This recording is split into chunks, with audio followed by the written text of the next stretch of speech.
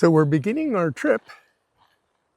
The beast is aired down, and this is the road to Tatum Falls. I do believe we're finding lots of flowers here. Summer flowers, spring flowers, whatever, I'll take them. I have to take a look at these, see what they are, but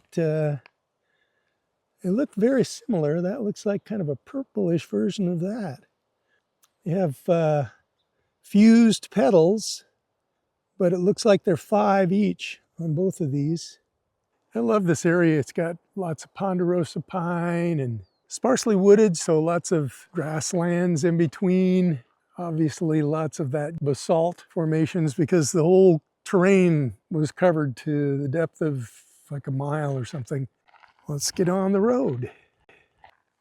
After you. Something interesting in this country, I'm not sure what's going on, so I thought I'd get out and look at it. Kind of yellow islands. And I'm wondering if they're actually a difference in height. What is making these look different? And it does look like these are little round spots.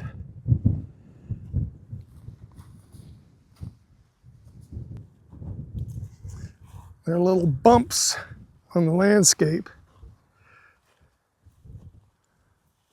I have to pay really close attention to see if these grasses are any different or if they just clump together closer. There's several different kinds. I will have to look a little more and form a theory. So that out there is, I think, Manastash Ridge, which is just a higher spot in this gigantic lava flow from 15 million years ago. The Grand Ronde flow came from, what is it, northeastern Oregon, I think?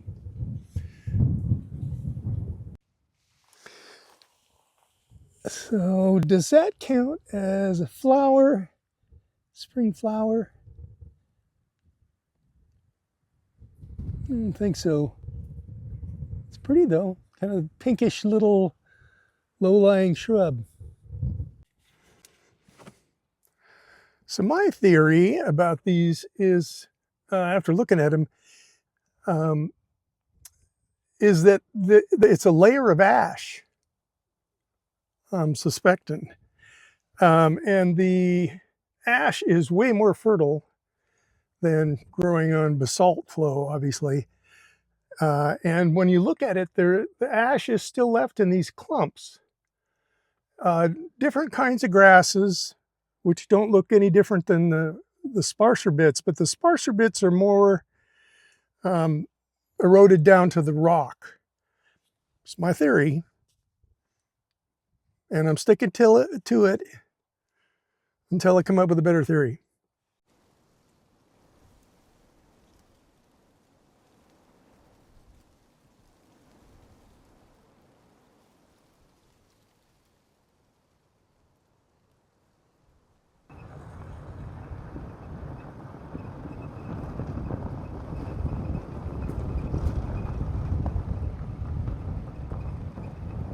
Here we're traveling along the top of the ridge to the Manastash Ridge Observatory, which is run by the University of Washington.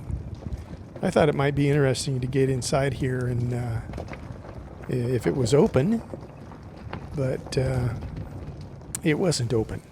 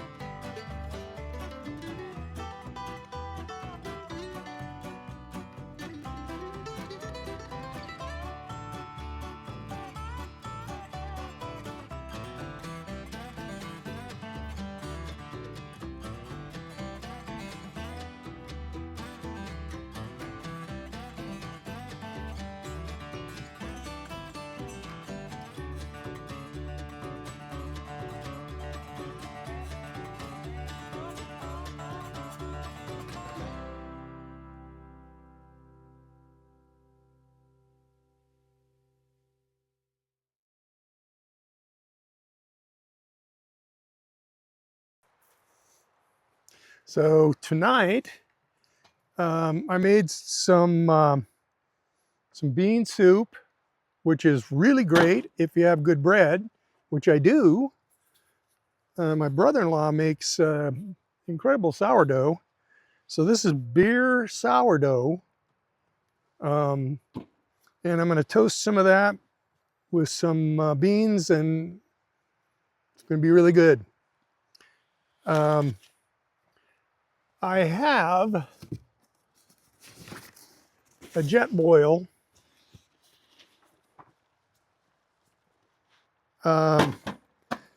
Which takes a whole bunch of time to set up. You got to put the little brass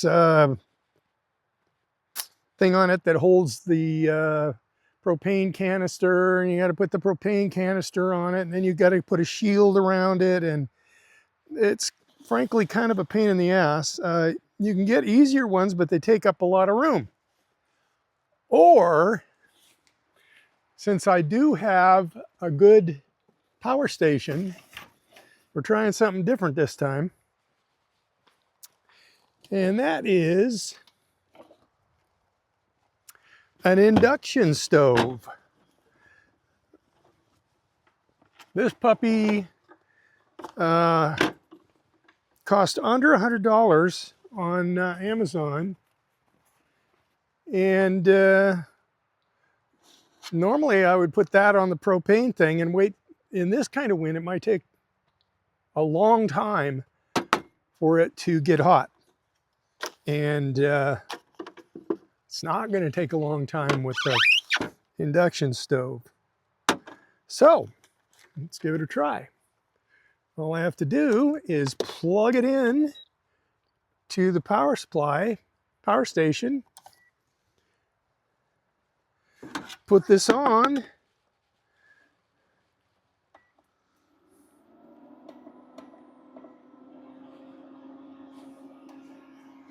and that'll take only a few minutes.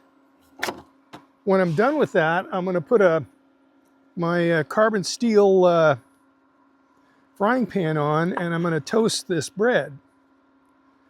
And man, I'm going to be eating like a king here in no time. And all you have to do is have a brother-in-law that knows how to cook. Prepare some things ahead of time.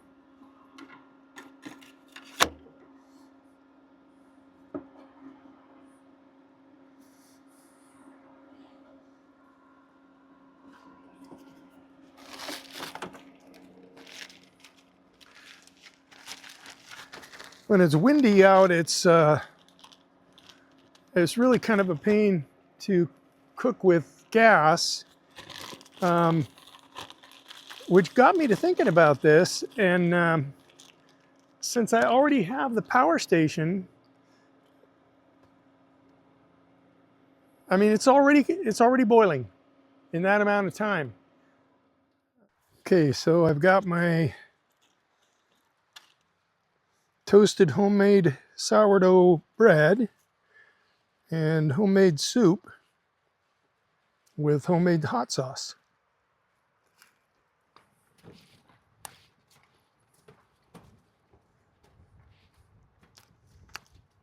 That is incredible. I mean, on a scale of 1 to 10, what is a 10? Every ingredient is perfect.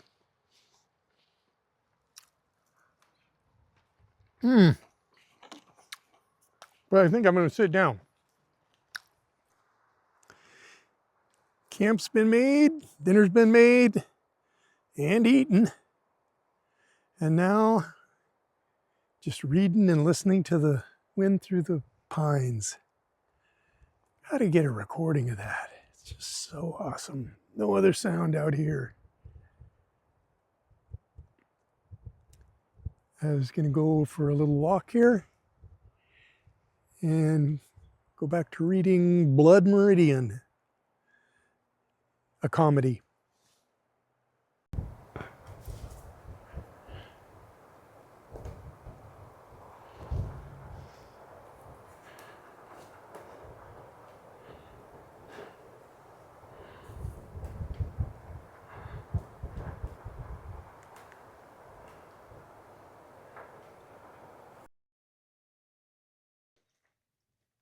It's kind of its own little miniature world down here.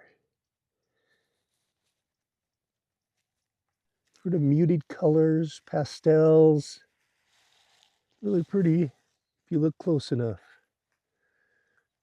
And if you don't, it just looks like a rock pile.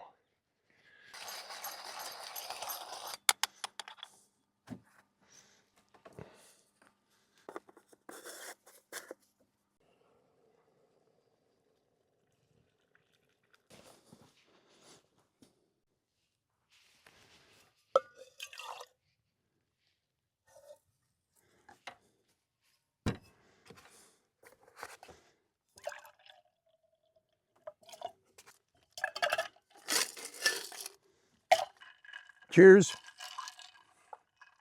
Hope you're having a great beverage wherever you are.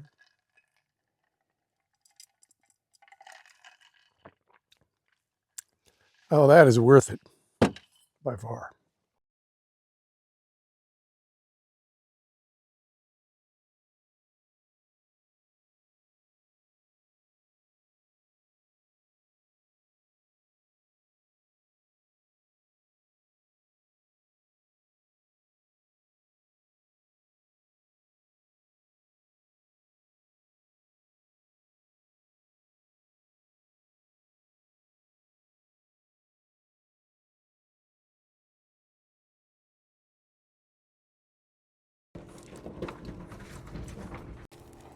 I wanted to show people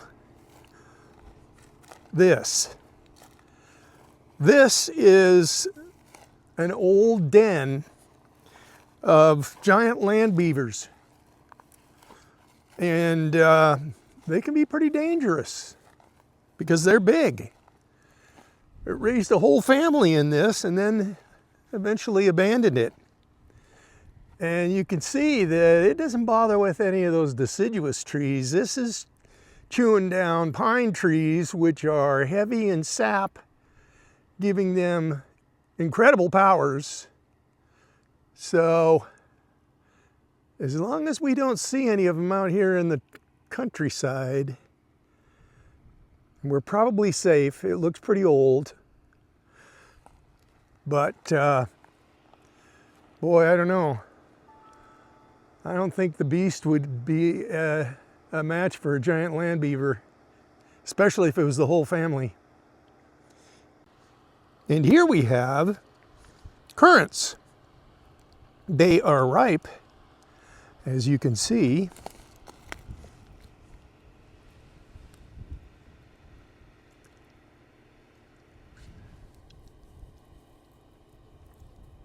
Take one of those. I mean, they're nothing really to write home about. They're a little bit sweet, but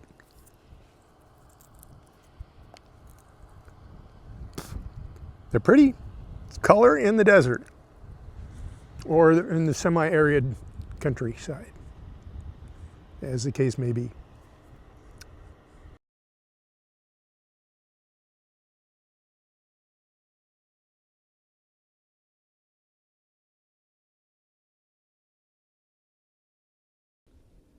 Well, this is a little bit of a controversial plant.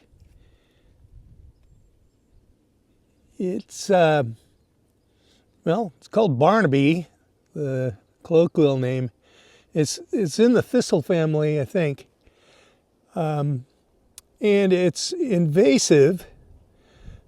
The people that grow wheat and, try and grow crops hate it because it comes in and takes over. I think we have to learn to live with it, though. It's pretty. The beast is taking a little nap in the shade.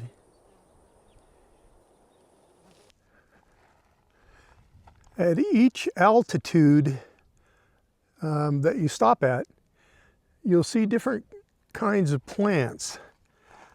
And there's a principle in, I guess, botany or biology that if you go further south for instance, at a lower altitude, you'll see similar plants.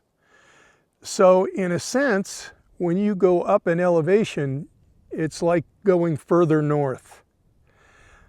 And that kind of makes sense. It's colder at higher elevations than it is at lower ones. So anyway, this is a new plant that I haven't seen yet. And it's yellow. Yay. This other little guy over here is a little bit white and a little bit yellow. This is a really nice little grouping. I think that's buckwheat in the back with the kind of dark peach colored.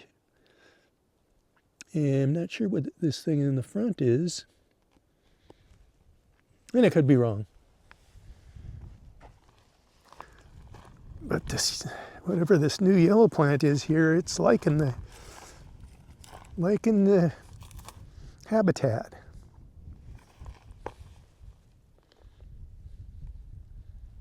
The bees like it too. They're buzzing around it. Here amongst the sagebrush. This hill is pretty steep, and I wanted to get some film of going up it, but pictures of driving are kind of boring. So I thought I'd tell a story. My dad was in World War II and learned to love the Jeep. So when he got out of the military, he got himself an Army surplus Jeep and was driving it all over the country that he comes from, which is down by Klamath Falls, or actually Northern California. Anyway, he was seeing my mom, and they were kind of on again, off again, and she lived up here in Seattle and he lived down there, and finally he was driving his Jeep and he rolled it.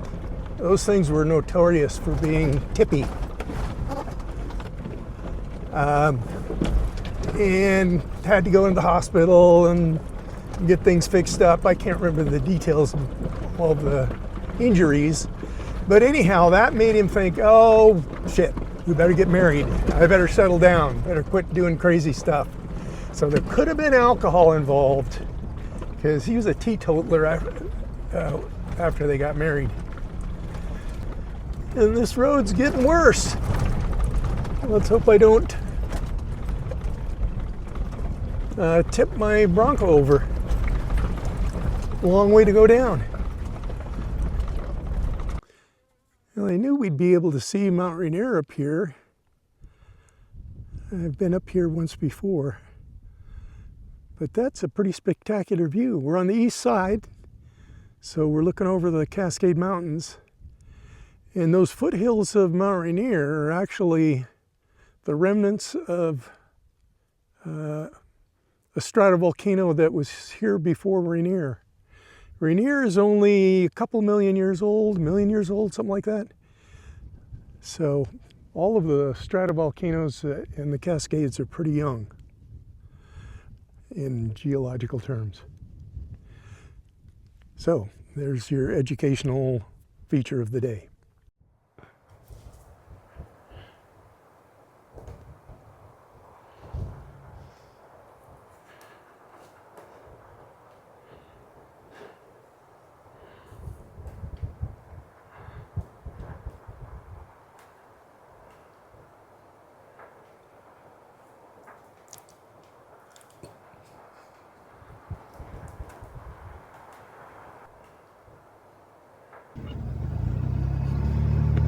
There's some steep tracks on this road. You want to go in the snow. I have been up onto this mountain before, but I only came up and stopped in one spot, which had a great view and everything, but I didn't go along this whole ridge road. And this has got to be, I don't know, if I was to tell anyone to come to Washington this would be the road to come to. I've never seen anything quite as spectacular, as I think you'll agree. I'll leave some notes about where it is on a map at the end. We're going to camp somewhere along this ridge road. I did last time, found a great spot, but again, didn't go too far around this road. Anywhere would just be spectacular. I keep saying how spectacular it is, but no other word comes to mind except for awesome, which is so overused that it's cliche, and therefore I won't use it. Oh, I just did. So now you can see over there where we were on Manastash Ridge and Mount Daniel and Enchantment Lakes area, and you can see how it kind of connects through Cleman Mountain here and Mount Rainier over there. So this is just some delicious overlanding area. This'll do. It's Mount Adams out there and Mount Rainier right there. And here's camp.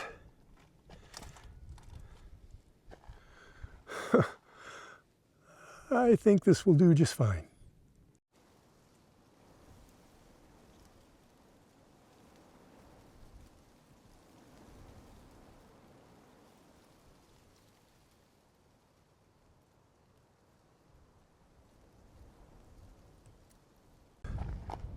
Where is Pat today?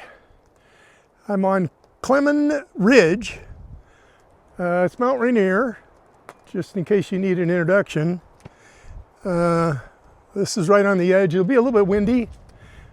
The town of Natchez is right down there. This is just pretty gobsmackingly gorgeous in my book.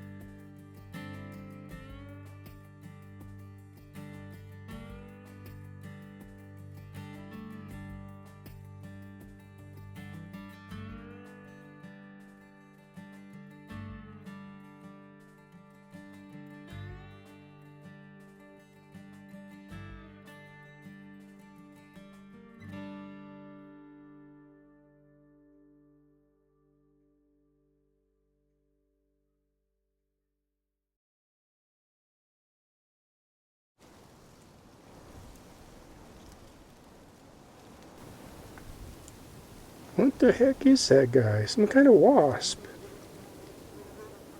How close can I get?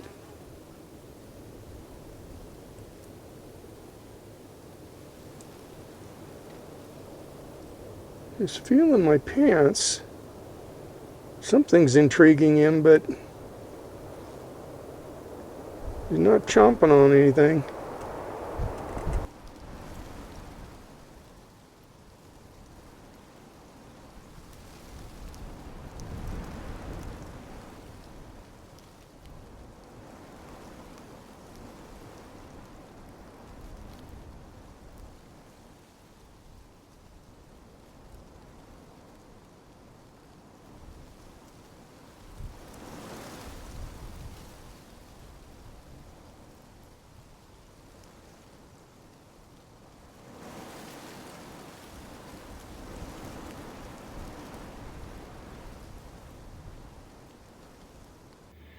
I was just thinking about the ancients looking up there at the moon, and its shiny face is pointed at the sun.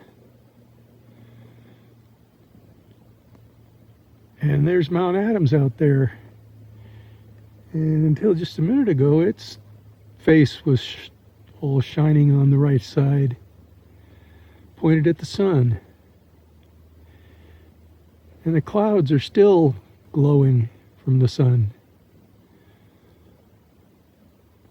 You don't think they had some of this stuff figured out about where the sun is in relation to the moon and the earth? Somebody must have been sitting here thinking the same thing thousands and thousands of years ago. Or not.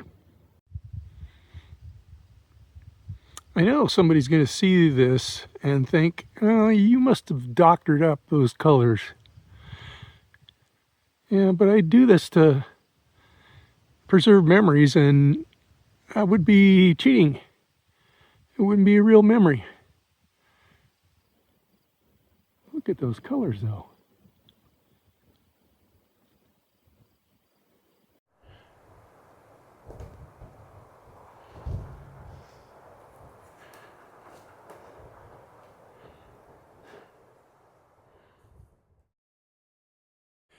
Well, good morning. I've got camp cleared up here, about ready to take off. I feel like having my coffee on the road this morning because I get to go to a shower. Hotel today. Nothing much to say except, boy, you missed an incredible sunset, and I could try and explain what it was like, but it's a little cloudy now, so it's hard to picture. But it was like more than 180 degrees of ever-changing, amazing peaches, blood color, aquamarine. You just had to be there. Anyway, see you on the road. Oh, and cheers.